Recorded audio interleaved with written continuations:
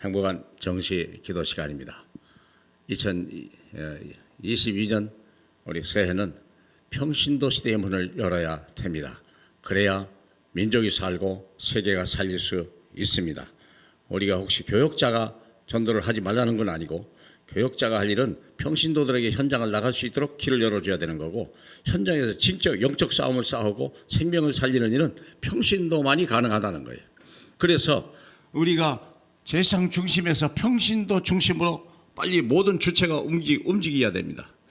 되게 이제 집회만 하고 되게 모이기만 하고 목사의 말만 듣고 이렇게 얘기하고 마는데, 그렇지 않고 모든 현장에서 평신도가 중심이 되고 평신도가 모든 것들에 하나님이 함께 하시는 놀라운 현장으로 평신도가 언약적 축복을 누리게 만들어라. 그게 우리가 할 일입니다. 우리 요엘서 2장 28절로 29절에 보면 이런 말씀이 있습니다. 먼저 이 말씀을 먼저 볼까요? 사도행전 1장 8절. 오직 성령이 너희가 임하시면 너희가 권능을 받고 땅끝까지 이르러 내 증인이 되리라. 너희가 누굽니까? 12명의 사도입니까? 아닙니다. 거기에는 이 사람들에게 하나님께서는 그 사람뿐만 아니라 120명이 있었다는 걸 아셔야 돼요. 그래서 감람산에서 이 말씀을 듣고 어디로 갔냐면 마가다락방에 갔는데 그때 120명이요. 물론 그 속에는 사도도 들어있었죠. 그러나 사도가 있어요. 12명에도 10분의 1밖에 안 돼요. 문제는 뭐냐? 120명이 결국은 3,000명의 문제를, 성도를 만들어냈다고 하는 거죠. 그러기 위해서 우리가 할 일이 있어요. 생각해봐. 하나님이 무엇을 먼저 말씀하셨냐? 요엘서 2장 28절로 29절에 보면 이런 말씀이 있습니다. 그 후에 내가 내 영을 만민에게 부어주리니 너희 아들과 딸은 장래일을 말할 것이며 너희 늙은이는 꿈을 꾸며 너희 젊은이는 이상을 볼 것이며 그때 내가 나의 영을 남종과 여종에게 부어주리라. 엄청난 이야기입니다. 이 말씀이 어떻게 이런 일이 있는지요.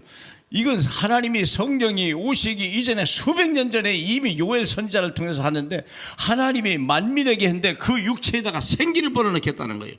내가 모든 육체에다가 하나님의 능력을 집어넣어 주겠다고 하는데 누구이냐? 아들과 딸에게. 그때 당시에 딸은 카운터도 안 들어갔다는 걸 아셔야 돼요. 늙은이 당연히 안 들어갔습니다. 여기는요, 아들, 딸이 중요한 게 아니야. 나이와 늙은이, 젊은이가 중요한 게 아니요. 그의 신분이 중요한 게 아니요. 남종과 여종에게, 모든 사람에게, 만민에게 내 신을, 나의 영을 부어주겠다. 어마어마한 약속 아닙니까? 이 하나님의 영이 언제 성취된가? 마가다락방에서 성취된 거죠.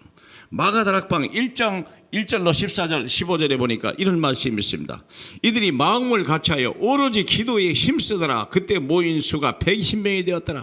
오로지 기도였어요. 누가 모였다고요? 평신도들이. 얼마요? 120명이. 120명이에요. 그게요, 교역자도 물론 성령 충만해야 되지만 우리가 더 중요한 것은요, 중직자 그리고 평신도까지도 성령 충만해야 된다. 사마리아 여자가 바로 복음을 전할 수 있을 것 같이 우리가 복음을 구원받으면요, 내가 받은 구원을 바로 말할 수 있다는 거예요. 얼마나 놀라운 이야기입니까? 그래서 사도행전 2장 1절에 보니까 이렇게 돼 있죠. 오순절 날이 이미 이름에 그들이 다 같이 한 곳에 모였더니 마치 불이 혀처럼 갈라지는 것을 그들에게 보여 각 사람 위에 하나씩 임하여 있더니 그들이 다 성령의 충만함을 받고 성령이 말하게 하심을 따라 다른 언어로 말하기를 시작하였더라. 오순절 날 보였던 120명 모두에게 한 사람도 빠지지 않았어요. 그러면 거기서 인격이 다 훌륭했냐, 지식이 다 있었냐, 다 엘리트였냐? 아닐 수 있습니다. 얼마든지 종도 있을 수 있고요, 늙은이도 있을 수 있고요, 여자도 있을 수 있는 것입니다. 학벌이 없는 사람도 있을 수 있고요, 부자도 있을 수 있겠죠.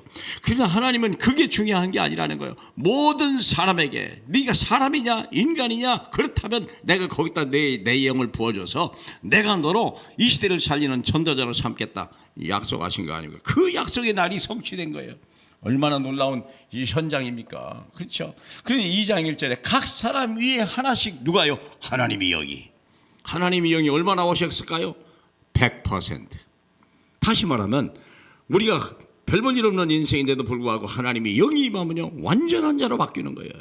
부족함이 없는 사람이 바뀌는 거예요. 보라, 이전 것은 지나갔으니 새 것이 되었더라 할 만큼 우리가 완벽한 거예요.